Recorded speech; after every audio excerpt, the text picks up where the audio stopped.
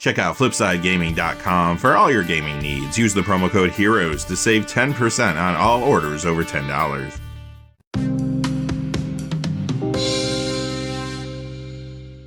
Hey there, this is John from Heroes and Legends, and it was a big weekend for competitive Magic. We had two major standard events. We had a GP in Australia, and we had the Mythic Championship number 7 occur. We're going to look at top 8s from both those events with a special focus on cards from Throne of Eldraine that performed well. Also, at the end of the video, we're going to look at another one of those Heroes of the Realm cards because we saw a couple of them last week. They were kind of fun, and one more came up, so I thought we would check it out. Quick reminder, though, if you go over to FlipsideGaming.com, you might be able to use that Heroes promo code and save yourself a little bit of cash and also support the channel at the same time, which is always appreciated. So thank you. And without any further ado, let's get into it. We're going to begin with Mythic Championship number 7, and here is your top 8. First place was Jund's Sacrifice, which also came in 7th place. Second place, as well as third place, as well as 6th place was Simic Flash. 4th place was Simic Ramp. 5th place was Jeskai Fires. And 8th place was Golgari Adventures. So let's take a look at some of these deck lists. Here's your first place Jund's Sacrifice deck. There were a lot of expectations around this build after that last wave of bannings occurred in Standard a couple weeks back. This was the deck that a lot of pros were pointing to be the deck. And yeah, it did win the Mythic Championship, so you can't argue with that, I suppose. I don't really feel like the deck was overpowering, though. And especially when we get to the GP results, you're going to see that there's a lot of Jeskai Fires decks in that particular tournament that did well. But over here, yep, this deck did come out on top. And let's look at the build quickly. Korvoldfey Curse King, 2 copies in the main, 1 in the sideboard. That number has varied a little bit over the last couple weeks, but that's what this deck landed on. You're also going to see powerful cards here, like a couple copies of Massacre Girl in the main, 4 copies of Casualties of War. A lot of Throne of Eldraine cards, which we're going to look at in just a second. But one thing I want to point out first, 4 copies of Trail of Crumbs, 4 copies of Witch's Oven. Those are 2 of the big cards in this deck. Okay, so here's your Throne of Eldraine cards. Cauldron Familiar is here. Murderous Rider, Beanstalk Giant, Gilded Goose, the aforementioned Korvoldfey Curse King, Trail of Crumbs, and Witch's Oven. And then for lands, you have Castle Loch Twain and Fabled Passage. For the sideboard, 1 more copy of Murderous Rider, Lovestruck Beast is here, Wicked Wolf, Deathless Knight, and like I said earlier, 1 more copy of Korvold 2. Now other variations of the deck, we're running Wicked Wolf in the main, so sometimes you do see that. And some are running Epic Downfall out of the sideboard.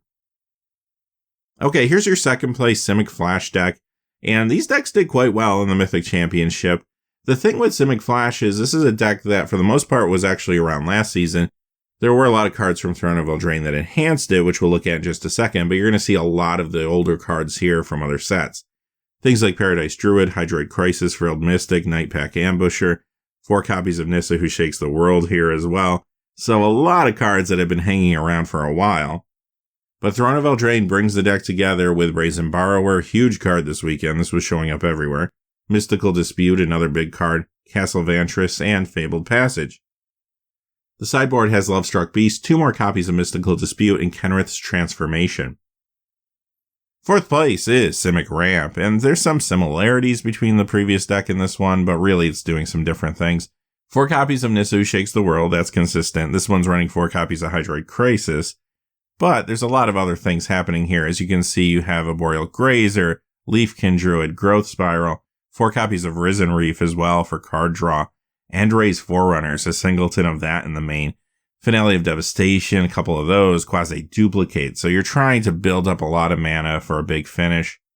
And the cards you find from Throne of Eldraine here are actually just lands, Castle Garenbrig and Castle Vantress. In the sideboard, though, you do have Lovestruck Beast and Mystical Dispute. Onto the 5th place Jeskai Fires deck. Get used to seeing this because I think there's going to be a lot of this deck being played. So what's happening here? Actually not anything too different. You're going to see Cavalier of Flame, 4 copies in the main, 3 copies of Cavalier of Gales here too, 4 Sphinx of Foresight, 4 Teferi Time Raveler, but let's see what Throne of Eldraine brings us. Quite a few cards. Kenrith the Return King, that's great because when you have Fires out, gives you something to do with your mana. Bone Crusher Giants here, Fires of Invention of course, Castle Vantress, and Fabled Passage again. In the sideboard you get another copy of Kenrith, 2 more copies of Bone Crusher Giant, and Mystical Dispute. 8th place was Golgari Adventure, and this is a deck that's been hanging around for a while too, so not a lot of changes. You might be familiar with this from previous weeks. I will point out your Planeswalker, 4 copies of Vivien Arcbow Ranger in the main, 3 copies of the Great Henge in the main, and there's also a lot of other cards from Throne of Eldraine, so let's look at them. Here they are. You get Foulmire Knight, Murderous Rider, Order of Midnight, Edgewall Innkeeper, of course, Lovestruck Beast, Questing Beast, the Great Henge like we mentioned, and Fabled Passage. Out of the sideboard, you'll find Epic Downfall. Okay, on to the Grand Prix in Australia. Jeskai Fires came in first place, as well as second place, as well as fifth place, as well as sixth place.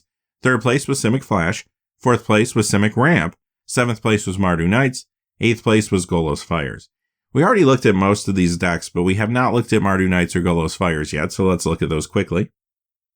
Channel Fireball was nice enough to create these graphics with all the cards, so that's pretty cool. You can actually see the deck spread out there. And this is a deck that was popular more towards the beginning of the meta, before any of the bannings occurred, even when Field of the Dead was still out there. This was an aggressive deck that did pretty well. Now, it has changed a little bit from those days. There are some different cards being played here. But let's look at the cards from Throne of Eldraine. There's quite a few of them. There's Venerable Knight, Blacklance Paragon, Fervent Champion, Weaselback Redcap, Inspiring Veteran, Embercleave, and Tournament Grounds. In the sideboard, you find Bone Crusher Giant again, Embereth Shieldbreaker, and Epic Downfall. This is a variation on Jeskai Fires. Obviously, Fires of Invention is still going to be here for copies. Kenrith the Return King, Great Mana Sink like we were saying. Yeah, this is a little different, but you're going to see a lot of similarities too. Let's go ahead and look at the cards from Throne of Eldraine that are here in addition, though. So we mentioned Kenrith. Also, you have Beanstalk Giant, obviously Fires of Invention, Castle Vantress, and Fabled Passage again. And Mystical Dispute in the sideboard. Okay, so that wraps up our coverage of the 2 events, and, you know, this has just been a weird standard season with the 2 waves of bannings. People are still trying to figure out the format now, and we're in the beginning of December. That's crazy. And I think a lot of people are just going to wait for the next set to come out. Standard is just not in a good place. This next set really has to change things and hopefully create a fun environment again. Standard had a great few seasons in a row, but now we're back to this, I don't know, do I trust it? Should I build a Standard deck early on and then everything's going to change 8 times over the course of the season? That just doesn't instill confidence for people that want to get involved, especially when you have other options. Now you have Pioneer, obviously Modern is still an option, and even beyond that, just playing Drafter Sealed or Commander. So many players are just playing Commander nowadays. So we'll have to kind of see what happens with Theros Beyond Death. Hopefully everything will turn around a little bit, but time will tell. Now let's change gears ourselves and talk about a fun promo card. Heroes of the Realm. We mentioned a couple of these cards last week, but basically what they are, in case you don't know, they are given out as a reward program for Wizards employees. So if I work at Wizards and I'm part of a team that does something outstanding, I might get one of these cards. They're extremely rare, and because they are so rare, they are not legal anywhere. This is the Legend of Arena, White, Red, Blue 1 Legendary Enchantment Saga. The Legend of Arena can be your commander. 1 and 2, create a 2/1 red human wizard creature token.